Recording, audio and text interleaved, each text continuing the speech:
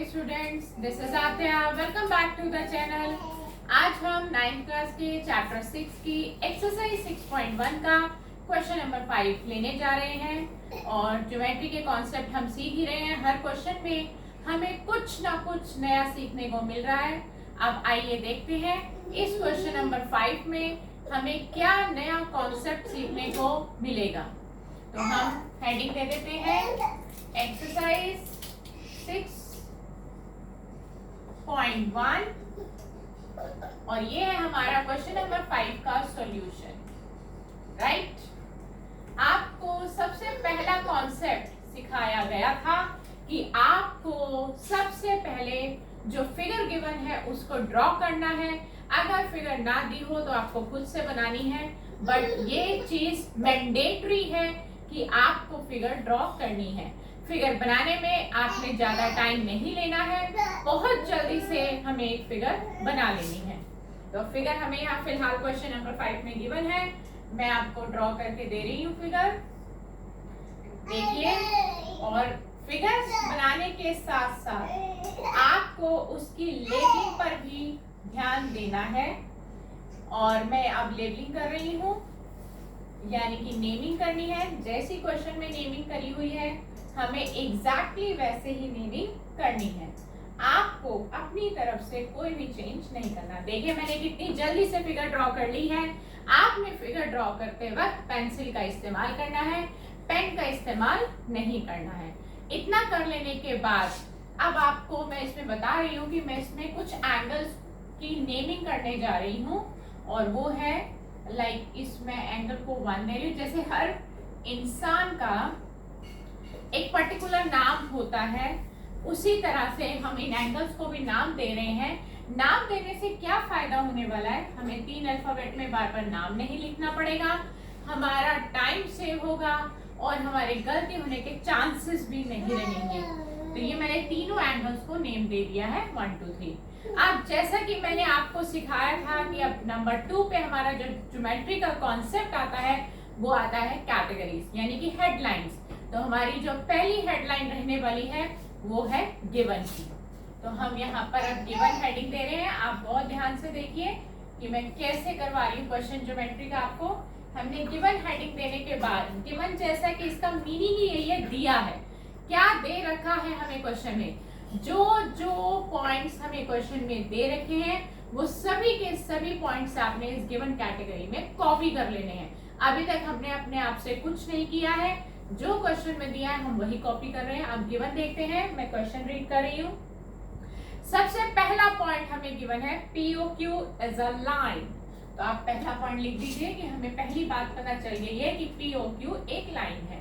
अब आपको जब ये बात बता दी जाए कि ये एक लाइन है, तो मैंने आपको एक कॉन्सेप्ट बताया था कि POQ, जैसे कि यहाँ पे लाइन का नाम POQ है, अगर ये लाइन है दे रखा है तो आप डायरेक्टली यूज कर सकते हैं कि इसके ऊपर बनने वाला एंगल 180 का होगा।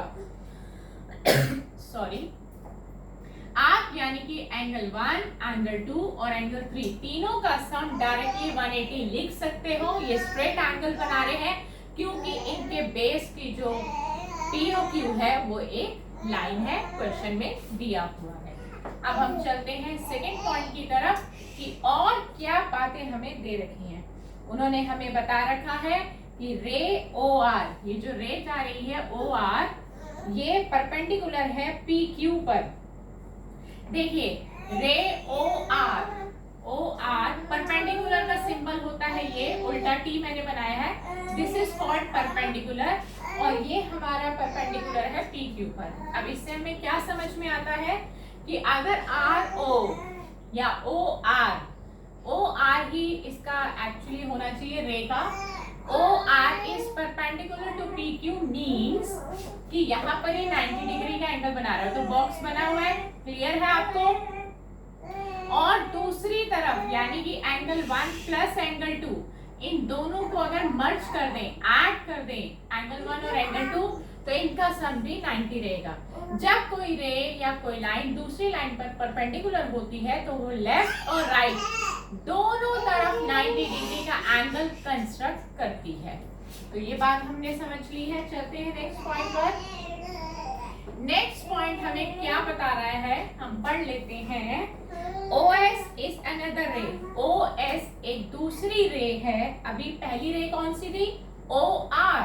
अब हम बात करें OS, ये भी एक रे है OS। दोनों के लिए ही उनका इनिशियल पॉइंट O है और ये लाइन बिटवीन, बीच में से निकल रही है बिल्कुल।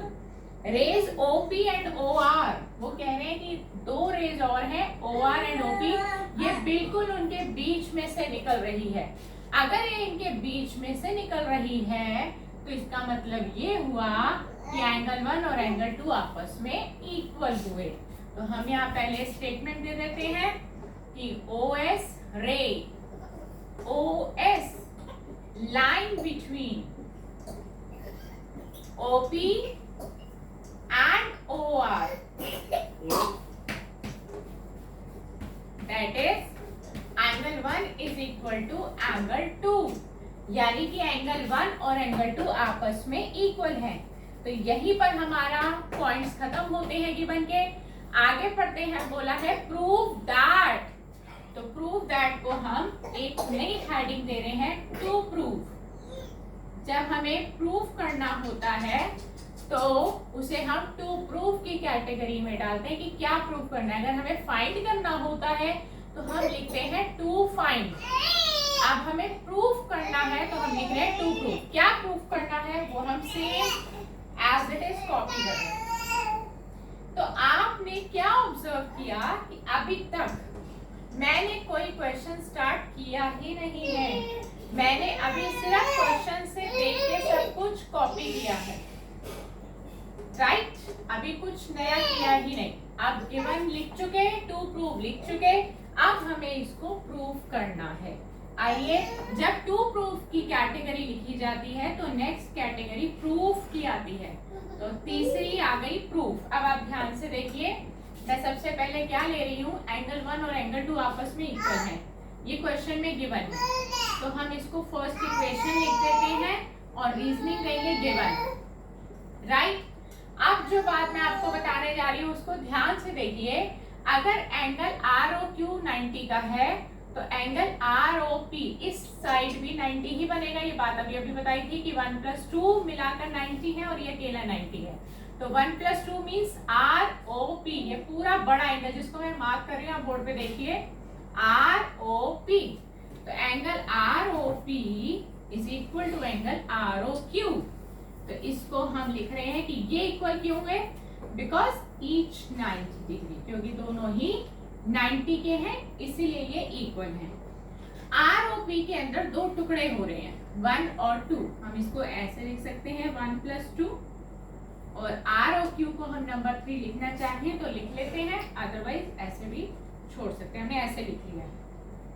इतना कर लेने के बाद ये फिगर से ही कॉपी किया है हमने, इसके टुकड़े करे हैं। ROP के अंदर दो एंगल आ रहे थे तो मैंने उन दोनों का सम लिख दिया है। एंगल 1 और एंगल 2 आपस में इक्वल हैं, राइट? तो हमें जो एंगल चाहिए, अगर हम टू प्रूफ को देखें तो एंगल ROS चाहिए। देखिए ROS मींस एंगल 2 चाहिए। तो एंगल 2 को तो आप ऐसे ही कॉपी कीजिए, जो चीज चाहिए होती है उसको नहीं हटाना है। और 1 को भी आप रिप्लेस करके 2 लिख दीजिए, क्योंकि 1 और 2 आपस में इक्वल हैं। तो ये जो आपने चेंज किया है, ये आपने किया है फ्रॉम फर्स्ट इक्वेशन।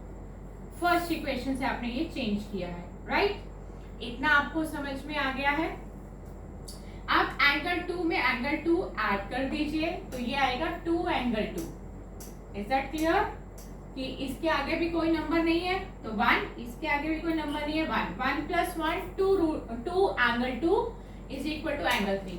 जब हम यहाँ तक पहुंच जाएंगे तो उसके बाद हम एंगल 3, देखिए एंगल 3 को अब हम चेंज कर रहे हैं।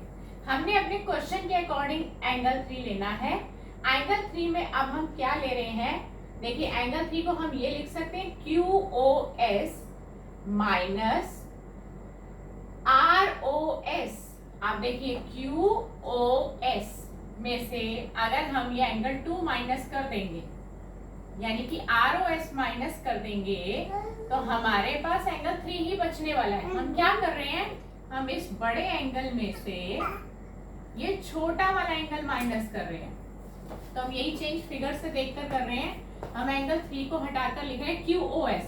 अब हम QOS क्यों लिख रहे हैं? क्योंकि क्वेश्चन में QOS चाहिए। QOS माइनस ROS, ठीक है, हम यहाँ लिख देते हैं माइनस ROS। ठीक, अब आ जाइए आगे। QOS को ऐसे लीजिए क्योंकि ये तो आपको चाहिए, ROS आपको यहाँ नहीं चाहिए, ROS की जगह चाहिए POS। तो आप देखिए एंगल 1 और एंगल 2 इक्वल है, तो पहले ROS को आप 2 लिख लीजिए, ये चेंज कर लीजिए। ROS का नाम हमने 2 लिखा था तो हमने 2 यूज कर लिया। अब आप देखिए कि एंगल 2 जो है वो एंगल 1 के इक्वल है, तो हम एंगल 2 को एंगल 1 से रिप्लेस कर देते हैं।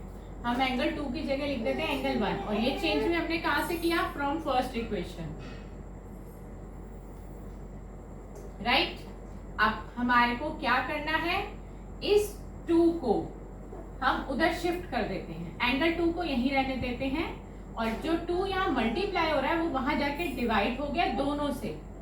तो आप कुछ कुछ देखिए कि आपका जो 2 प्रूफ जो आपको ये लाइन लेकर आनी है वो हम ला रहे हैं।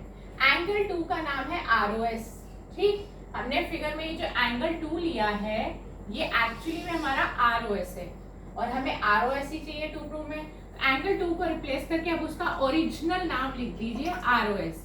तो 2 प्रूफ में देखिए आपका ये कैटेगरी लेफ्ट हैंड साइड आ चुकी है।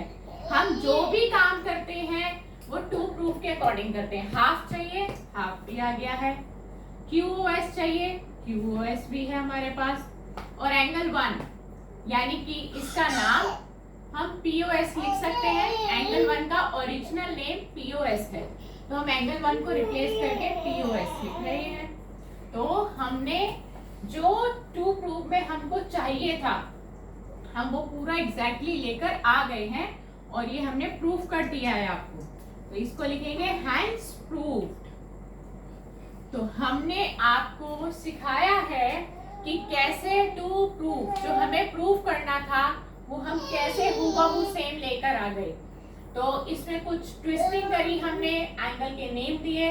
आप चाहो तो एंगल को नेम दे सकते हो, और ना चाहो तो नहीं दे सकते, आप उसको उसकी ओरिजिनल फॉर्म में भी इस्तेमाल कर सकते हो। तो ये था प्रूफ का पहला क्वेश्चन ज्योमेट्री का। तो नेक्स्ट क्लास में आपसे फिर मुलाकात करेंगे एक नए ज्योमेट्री के क्वेश्चन के साथ। Goodbye friends.